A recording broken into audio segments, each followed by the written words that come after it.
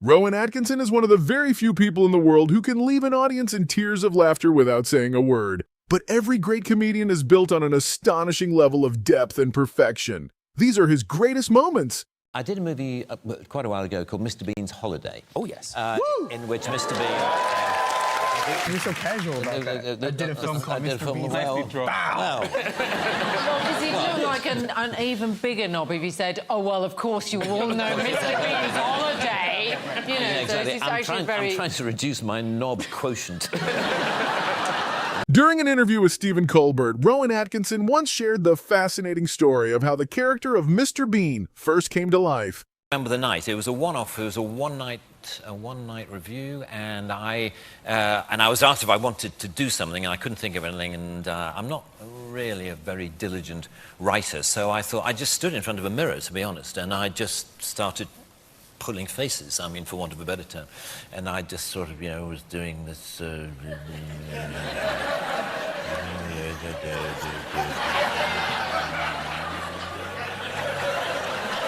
then there was this idea of having a card. Have you got anything that I could... and I came out just going...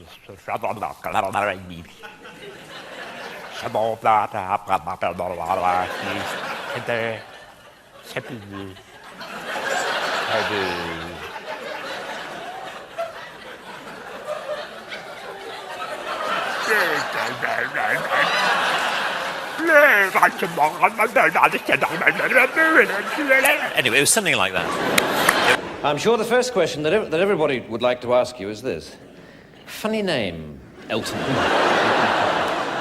How did you come by it? Well, I used to be in a band, and I wanted to become a singer in my own right, and I wanted to choose a name, and the saxophone player in the band was called Elton, so I chose that name. Hmm?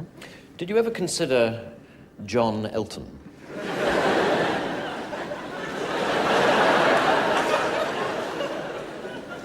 No.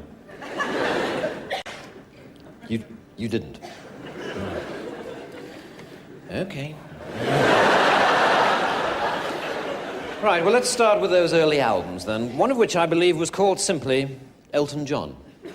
Yes, that's correct. And you didn't feel awkward with the name at all? No, I thought it sounded great, and, you know, I thought people would be more interested in the music rather than the name. Hmm. Now, let's take a look at this unforgettable moment from the Formula One Grand Prix when Rowan Atkinson replied to Martin Brundle with an impression of him that completely flew over his head. What would Mr. Bean reckon to all of this Formula One malarkey? Yeah. Well, he would enjoy it very much because he's a car enthusiast, as you know. Oh, that's right. Yeah, he had some magnificent cars, didn't he? Cars, then he'd enjoy it. But anyway, it's fantastic to be here. I'm a guest of George Russell, which is, it wasn't planned for me to be here on a weekend, when he got pole, but here we are. Rowan Atkinson name-dropping, whatever next. I know. I'm here as a matter of fact, as a guest of George Russell. So. Oh, fantastic. So that's how privileged I am. I did a credit card commercial in New York a few years ago, and it was a story in which I had to play a bungling British secret agent. And there's this beautiful woman gets out of a limo in the middle of New York, and he sees her. And this scene was when I had to look at her as if I'd just fallen in love with her. Right. And the director said, just imagine that you've just seen your wife for the first time. And my wife happened to be on set at the time. And she said, no, that won't work. Tell him to look at her as if she's his new Aston Martin. Oh, well, and then it'll work. Oh, that'll work. And she was right. In fact, it inspired me no end. I looked at her like no woman has ever been looked at. Really? Can you give us that look? I'm curious. Yeah. Can I do it? In Blackadder, Rowan Atkinson portrayed a number of characters, including his eccentric Scottish brother. But this character was so outrageously strange that the cast struggled to keep from breaking into laughter. Forget the whole thing. I'm going back home with Migsy. Yes. Oh, show me the glen where the kipper roams free and together. Oh, I'm so sorry. I'm so sorry. It's funny to me that he addressed it all to Miggins. Yeah. Consulting with the wife. You see, after back in the office on Friday, yeah, I know what you mean. You're looking... I understand No, everything. I know what it's like. I mean, you've got a difficult job. 45 miles commuting every day. So, for example, if you were presented with McLaren F1,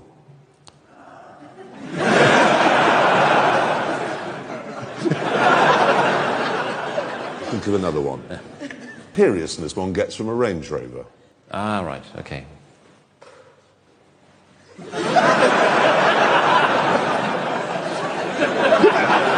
When it comes to promoting a movie, the media can come up with some pretty unusual ideas. And for actors, it can all become a bit overwhelming. Here's an iconic interview from the promotion of Mr. Bean's Holiday, where Rowan Atkinson seemed to have absolutely no idea what was happening. That's really good, thank you. This side or this side? Right, how do you want to sit down? No, I'll get behind you. Well, I see, I just sit here and, Yeah, and you do don't nothing. have to do anything. Okay. Coming up on Sunrise this morning, we meet the lovely Mr. Rowan Atkinson. We talk about Mr. Bean's Holiday, and all you have to say is, if you miss it, you miss out. Simple as that. You ready? Right, okay. I'm good at this. Good, okay. How interesting.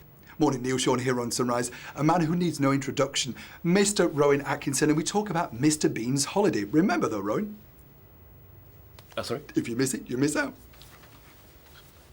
Do you mind doing that again? Yeah, okay.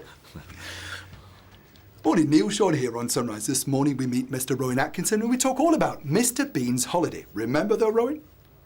What? If you miss it, you miss out. Oh, yes. Don't miss Rowan Atkinson on Sunrise this morning.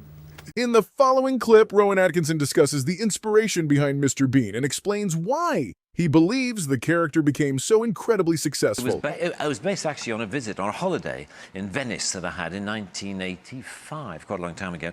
And I just remember noticing all the musical artists who were popular at the time, you know, the Duran Duran and David Bowie and classical musicians like Daniel Barenboim. And I thought, how odd that musicians generally assume they have an international audience. Yeah. Whereas if you do comedy, you assume you've just got your country and your kind of people who are going to enjoy what you do. And I thought, well, wouldn't it be fun, because I had already started exploring just doing purely visual comedy, whether I could, you know, do that on... I'd explored it on stage, and I was interested in trying to put visual comedy through the character of Mr. Bean on TV.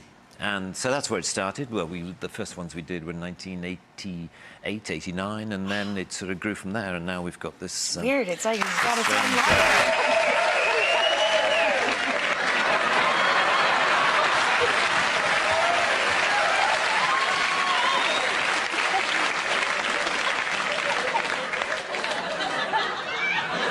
Becoming a global icon comes with some unexpected side effects. For Rowan Atkinson, one of them is being recognized by fans wherever he goes. But as he once told Graham Norton, those encounters don't always unfold the way people might imagine. Yeah, the thing I find most tricky is when people don't recognize you particularly, but half recognize you. You know, it's that strange thing of where they go...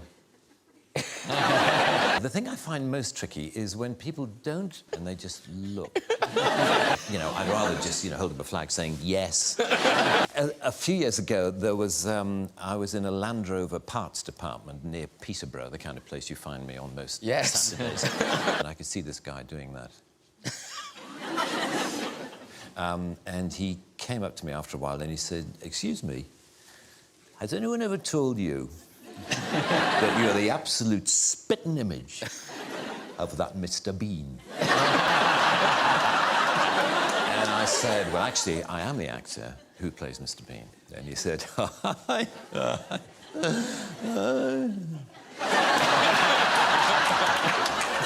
"I bet you wish you were." And there followed this bizarre conversation in which the more I tried to claim that I was the person whom he thought I merely resembled, the less he believed me.